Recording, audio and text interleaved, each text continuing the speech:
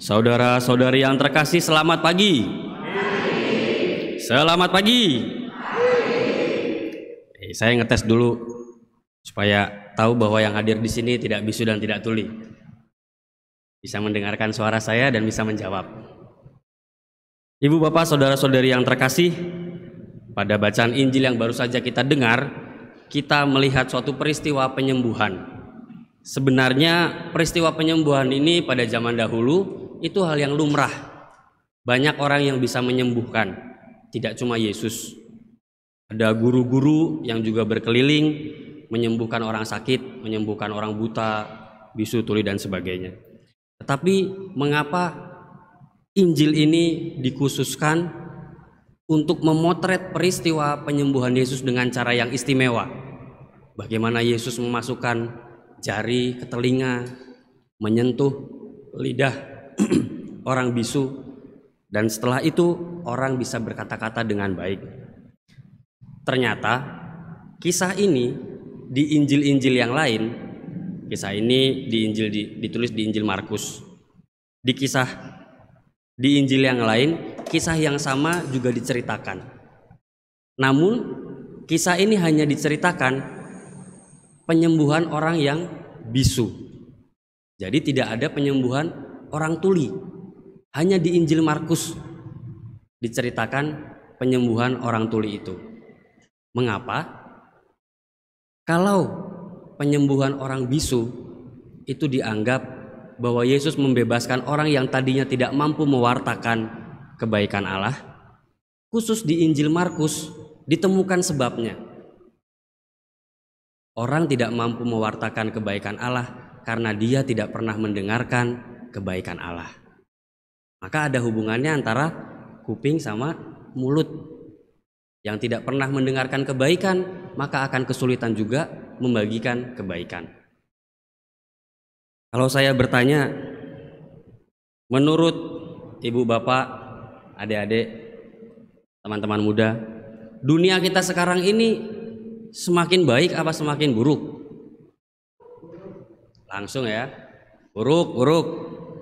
Jadi kalau habis dapat door prize baik, kalau habis dapat hadiah baik, tapi banyaknya buruk. Kalau kita melihat media, internet, apapun yang ditawarkan kepada kita dewasa ini, kita akan dengan mudah menilai bahwa dunia ini semakin buruk. Karena itu yang memang disajikan, dijejali kepada kita dewasa ini. Padahal kita mendengarkan dalam bacaan pertama bagaimana Allah sejak awal mula menginginkan kebaikan untuk umat manusia. Demikian pula kehadiran Yesus dikatakan, Ia menjadikan segala-galanya baik. Yesus dengan kehadirannya ingin menghadirkan kebaikan Allah itu. Maka kita selalu melihat dalam kisah-kisah Injil, Yesus hadir di tengah penderitaan orang-orang. Yang buta menjadi bisa melihat, yang tuli menjadi bisa mendengar, yang bisu menjadi bisa berbicara. Nah, inilah kerajaan Allah, inilah kebaikan Allah yang ingin dihadirkan oleh Yesus. Kerajaan Allah bukan hanya gambaran istana megah di mana Yesus bertahta di singgasana, tapi kerajaan Allah secara nyata diwujudkan dari pengalaman kebebasan. Orang yang tadinya terkungkung, takut, tidak mau berbicara, tidak mau mendengar, dan tidak mampu merasakan, dibebaskan oleh kehadiran Yesus. Nah, itu kerajaan Allah. Dan kita semua sebenarnya memiliki perutusan yang sama dengan Yesus untuk menghadirkan kerajaan Allah. Namun, lagi-lagi kadang-kadang kita tuli, kadang-kadang kita bisu, sehingga kita tidak mampu mendengar, apalagi membagikan. Saudara-saudari yang terkasih, bulan September ini bagi gereja di Indonesia menjadi bulan kitab suci nasional. Ini bukan berarti kita hanya membaca kitab suci pada bulan September, tetapi kitab suci bagi kita yang adalah kehadiran Yesus Sang Sabda yang menjadi manusia, secara khusus ingin kita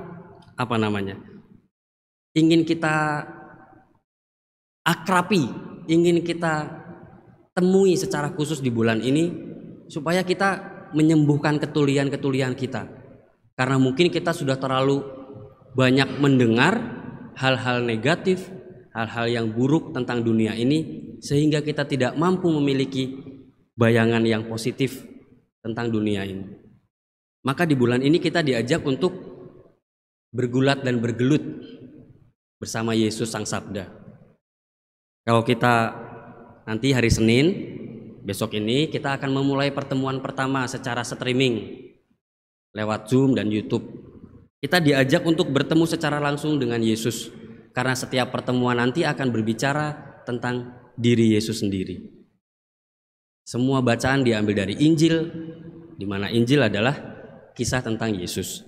Nah, pada tahun ini BKSN mengambil tema Yesus Sang Sahabat Seperjalanan. Ide atau dasar memilih tema itu, yang pertama adalah situasi dunia sekarang, khususnya pandemi Covid. Dan dasar biblis atau kisah kitab suci yang menjadi inspirasi adalah perjalanan dua murid yang pergi ke Emmaus. Semoga masih ingat kisahnya. Bagaimana para murid dalam perjalanan itu dengan segala kegalauan, kekecewaan, ketakutan karena sang guru mati, menjadi tuli meskipun bisa mendengar, menjadi bisu meskipun bisa berbicara. Para murid yang berjalan ke Emmaus itu didatangi oleh Yesus dan ditemani sepanjang jalan sampai ke rumahnya. Tetapi sampai di rumahnya pun tidak menyadari bahwa yang ngobrol sama mereka itu Yesus. Karena ketakutan, kegalauan, kekhawatiran yang meliputi telinga, hati, dan mulut mereka. Mungkin situasi ini yang mewarnai hati kita sekarang. Ketakutan karena berbagai peristiwa pandemi secara khususnya, juga yang kita lihat di media bagaimana dunia ini sangat terlihat negatif. Kasus-kasus pembunuhan, ini pencurian dan itu segala macam. Dan ini yang menumpulkan telinga kita untuk melihat bahwa Allah itu masih hadir untuk memberikan kebaikan kepada manusia. Mungkin orang yang dalam situasi tertentu akhirnya sampai pada Tuhan di mana kalau situasi dunia seperti ini. Ini ketuliannya sampai pada taraf yang mendalam, karena tidak mampu lagi mendengarkan atau melihat, merasakan kehadiran Tuhan dalam situasi yang sulit. Maka dalam BKSN, Bulan Kitab Suci Nasional, pada tahun ini kita diajak untuk bersentuhan langsung.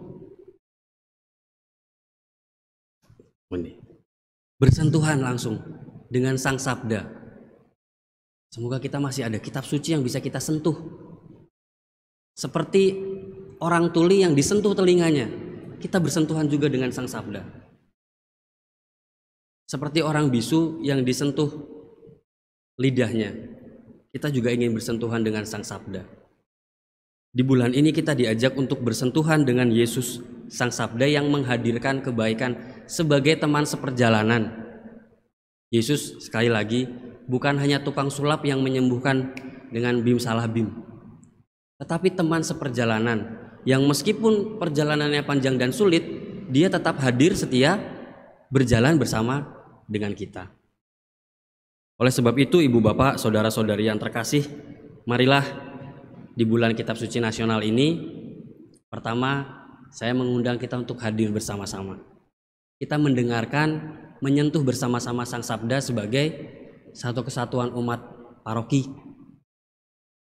Kita membagikan, semoga setelah mendengarkan kita dimampukan juga untuk membagikan, mewartakan kebaikan yang sudah kita dengar dari Tuhan. Semoga kita semua dimampukan untuk membuka hati, membuka diri, meskipun apa yang kita lihat, apa yang sedang kita alami seperti badai, seperti angin sakal yang mengancam para murid, tetapi ternyata di badai dan angin sakal itu Yesus berjalan di atas air. Semoga kita dimampukan melihat, merasakan, mendengarkan kehadiran Tuhan dalam situasi-situasi sulit itu, karena disitulah justru iman kita mendapat peneguhan, iman kita mendapatkan kekuatan untuk tetap menjalani perjalanan bersama dengan Yesus. Marilah kita hening sejenak.